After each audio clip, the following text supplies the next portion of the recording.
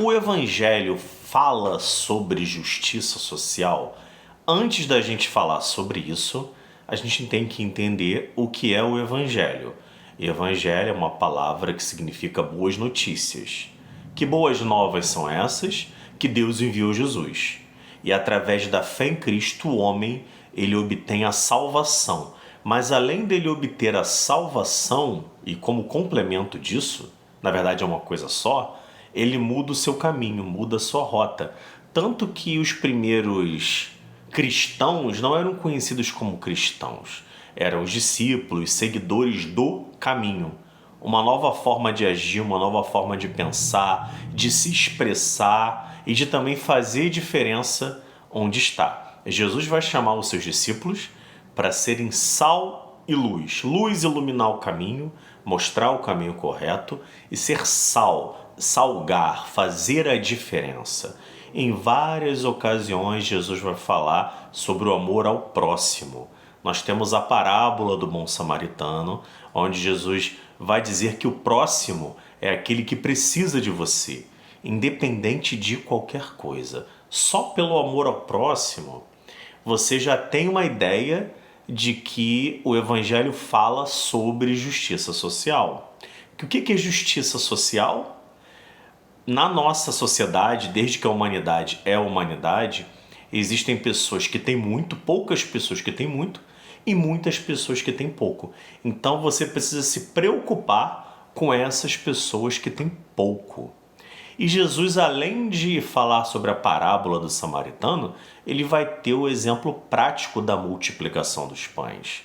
Ele multiplicou pães e peixes por 2 vezes porque as pessoas não tinham o que comer. Pessoas que estavam lá ouvindo Jesus, estavam lá o dia inteiro, e os discípulos queriam que Jesus colocasse elas para casa, sem se preocupar com a necessidade material.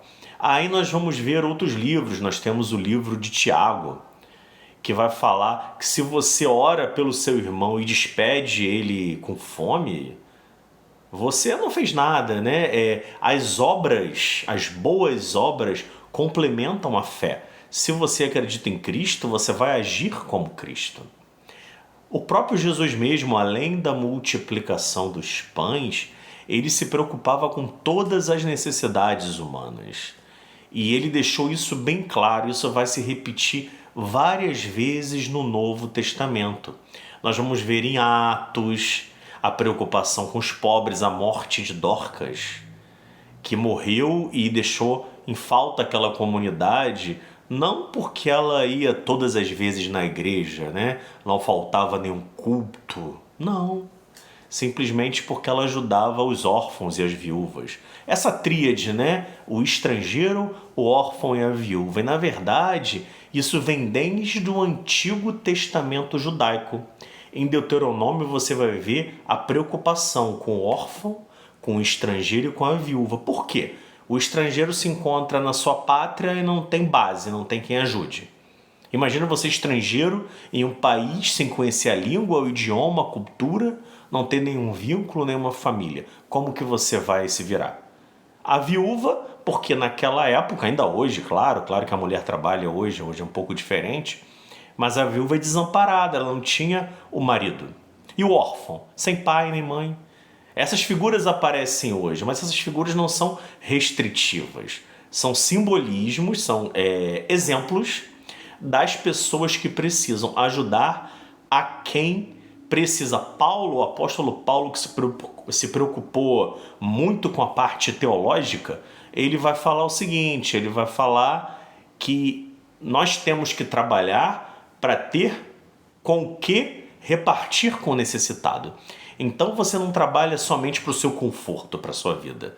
Você trabalha, também seria o certo, para você ter com o que compartilhar.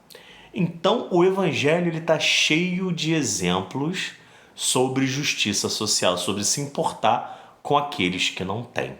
Então isso é uma parte do Evangelho que é muito esquecida hoje por nós cristãos, porque nós nos preocupamos com a nossa própria vida às vezes, com as questões religiosas, rituais, e nos esquecemos do próximo. E é uma coisa que Jesus não esquece, tanto que no sermão profético ele vai falar: vocês se afastem de mim, que eu não conheço vocês. Mas por que você não conhece, Senhor? Nós profetizamos em seu nome, pregamos, evangelizamos. Mas quando eu estava nu, vocês não me deram de vestir. Quando eu estava com fome, vocês não me deram de comer. Quando eu estava sozinho, vocês não me visitaram. Mas quando que nós deixamos de fazer isso? Quando vocês deixaram de fazer a esses pequeninos. Então, quando a gente deixa de fazer algo pelo nosso próximo, na verdade está deixando de fazer por Cristo. E cuidado, que isso é uma parte muito importante do Evangelho. Entendeu? Coloca no comentário aí. O que você acha que nós precisamos fazer mais pelos que precisam? Coloca aí no comentário. Pensem nisso e fiquem na paz.